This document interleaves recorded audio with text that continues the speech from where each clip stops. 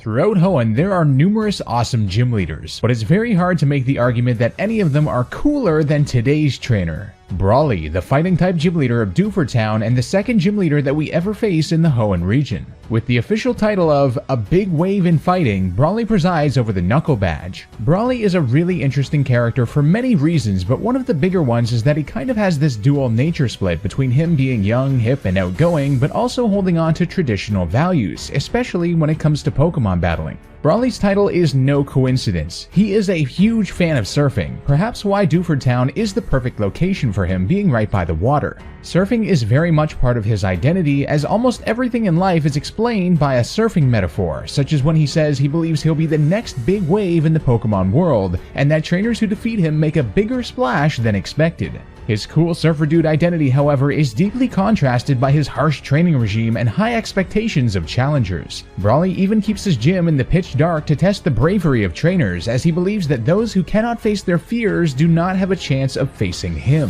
When defeated, he actually shuts his gym down temporarily, feeling as though he is not trained hard enough and is not strong enough to deserve it staying open. In Ruby and Sapphire, on Route 127, we finally learn where this side of him comes from. A black belt tells us that Brawly used to train with Indigo Plateau Elite 4 member Bruno. And in Fire Red and Leaf Green, we later find out that they used to train together in the Sevault Canyon in the Sevi Islands in the Kanto region. He also happens to be friends with Hoenn champion Steven Stone, as it turns out he was actually the one who told Steven about the Granite Cave north of Dewford Town, which Steven subsequently explored very eagerly. With his intense training regime, emphasis on strength, and overcoming any wave life throws at you, and the fact that he has kept up with Bruno in the past, we know that Brawly is a strong trainer. But is he perhaps more powerful than we realize? Using all of his appearances in the main series games, it's time to find out what Brawly is really capable of. It's time to find out his true power.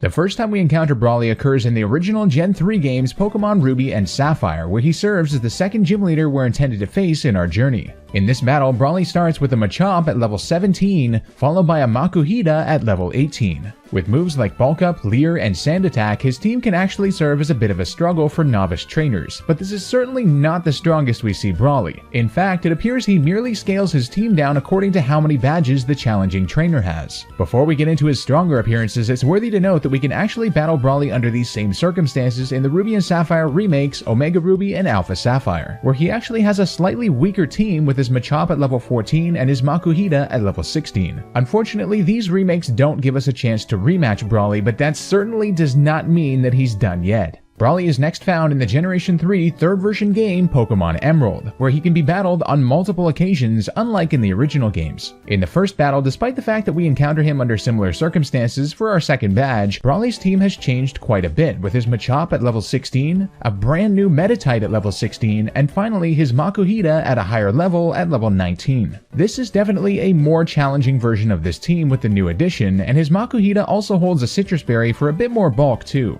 Interestingly, Brawly is the only gym leader in Emerald who doesn't have a single fully evolved Pokemon. Although this is probably his best appearance thus far, he hasn't even begun to show us what he's really capable of. In Emerald, after the player becomes the champion, they can return to Brawly's gym where he can be battled in 4 different doubles rematches that get incrementally more difficult. They start with his Pokemon in the mid-30s in terms of levels. Since his team steadily builds up in terms of levels and evolutions throughout the 4 rematches, for our purposes it's only necessary to look at the final rematch, in which he's become far more powerful and no longer appears to be holding back as much. In our 4th and final rematch with Brawly and Emerald, he begins with a brand new Hitmonlee at level 46, a new Hitmonchan at level 46, his now fully evolved Machamp at level 48, his now fully evolved Medicham at level 48, a new Hitmontop at level 50, and finally his now fully evolved Hariyama at level 52. Now that we've started to get a taste of what Brawly's really capable of, let's head to his final appearance in the main series games.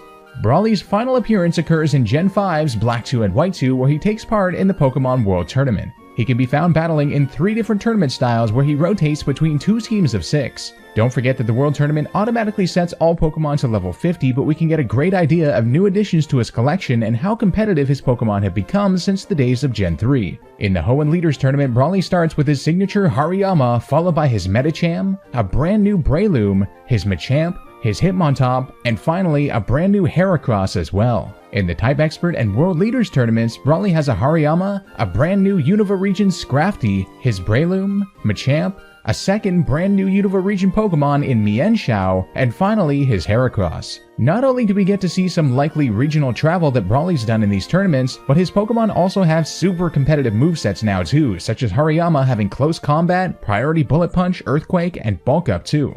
It's time for the moment we've all been waiting for. Using all of his appearances in the main series Pokemon games, let's construct Brawly's best possible team. The first pick for Brawly's best team is going to go to his BRAWLY'S from his Black 2 and White 2 Pokemon World Tournament teams, in which it's at level 50. In the full Pokédex metagame, BRAWLY'S is currently in the UU-BL tier, meaning it's banned from UU but doesn't quite make the overused or OU tier by usage. Although BRAWLY'S only notable stat is its insane 130 base attack, it has a unique function both in being able to hit really hard and function as a great utility Pokemon simultaneously. Brawly has had some pretty decent setups on this thing with stab moves such as Priority Mach Punch, Focus Punch, and Seed Bomb, Stone Edge for coverage, and Spore for utility to put the opponent to sleep. Aside from those moves, since his BRAWLY'S does have Poison Heal, he could run a Toxic Orb set with Substitute and also has other moves like Drain Punch and Leech Seed for recovery and or to force switches.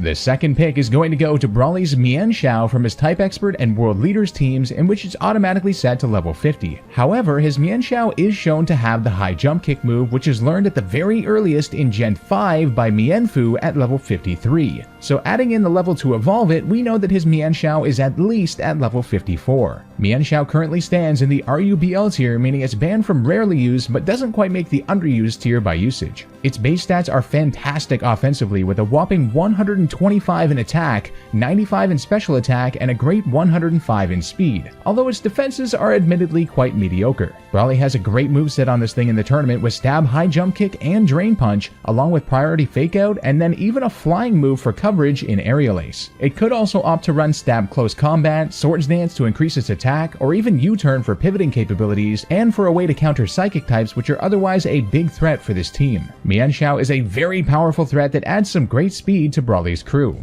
And the third spot on Brawly's best team is going to go to his Heracross from his World Tournament teams, in which it's automatically set to level 50. Heracross currently stands in the RUBL tier, the same as Mcharz. Heracross has some really solid base stats, ranging from 75 to 125 in everything but special attack, which it doesn't make use of anyway. Brawly also has some fantastic moves on it like Stab Mega Horn and Close Combat, along with Stone Edge, which is much needed given Heracross's 4x flying weakness, and Aerial Ace too. This could also be supplemented with moves like Knockoff, Swords Dance, and Facade if Brawly wants to take advantage of its Guts ability to increase its stats if it holds something like a Flame Orb.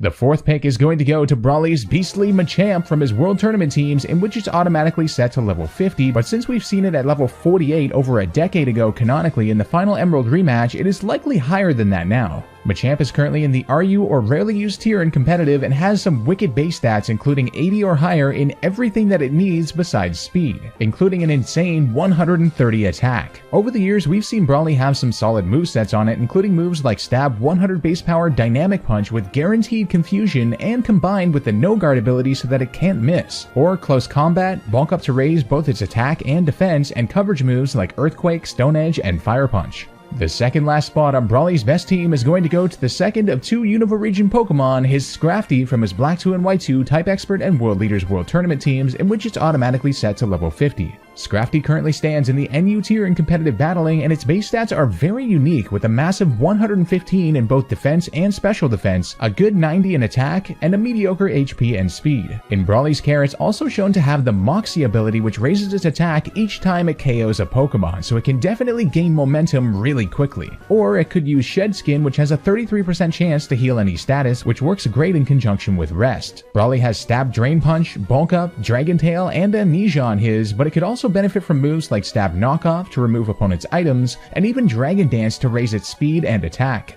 And the final spot for Brawly's best team belongs to none other than his Hitmontop from his Black 2 and White 2 Hoenn Leaders teams, in which it's automatically set to level 50. Hitmontop is also in the NU tier, and his base stats are really interesting with a 95 attack and 95 defense, a huge 110 in special defense, and a mediocre HP and speed at 50 and 70 respectively. Brawly's moveset on this thing is admittedly not great, but it could certainly be updated to utilize its Technician ability, which raises the power of its priority quick attack, and it could also have moves like Stab Close Combat, Earthquake, Sucker Punch, and perhaps most importantly, Rapid Spin to get rid of hazards on the field, which also gets the Technician damage boost and gives a much needed speed boost too. Hitmontop would definitely have a special wall roll on this team, which is highly needed, in which case it could also run Toxic to wear opponents down. Overall, Hitmontop provides a great defensive core to the team and really has a lot of great options for support. Although this is definitely Brawly's best team, he does have a few other Pokemon that are worth mentioning and could possibly replace a team member depending on who he's facing. First is his level 46 Hitmonlee, which could definitely get a spot on the team, but its level is a bit lower than the rest of his Pokemon, and especially his Mienshao, which operates in the same kind of role. Next up is his level 52 Hariyama, which is a very cool Pokemon, but is outclassed in its bulky role by Hitmontop, especially with Rapid Spin. Brawly's level 50 Medicham is also viable, but Scrafty's Dark-type is definitely more useful on this team to oppose Psychic types. Finally, Brawly's Hitmonchan has the same problem as Hitmonlee since it's only at level 46. Well, there we go everyone, we have discovered Brawly's true power and unveiled his strongest possible team in the main series games. If you enjoyed this video and are looking forward to more from this series, please be sure to leave a like, share it on social media, and subscribe with notifications on by hitting that bell icon if you haven't already. Don't forget to comment down below with what trainer you wish to see featured next. The comment with the most likes will pick the trainer for the next week's episode and will be featured on screen. Before we go, I'd just like to give a quick shout out to my patrons. Thank you guys so much for your support. If you enjoy my content and would like to support the channel and get some cool perks too, the link to my Patreon page will be in the description below. This has been Soul Spectre, and I'll see you guys next time for some more True Power.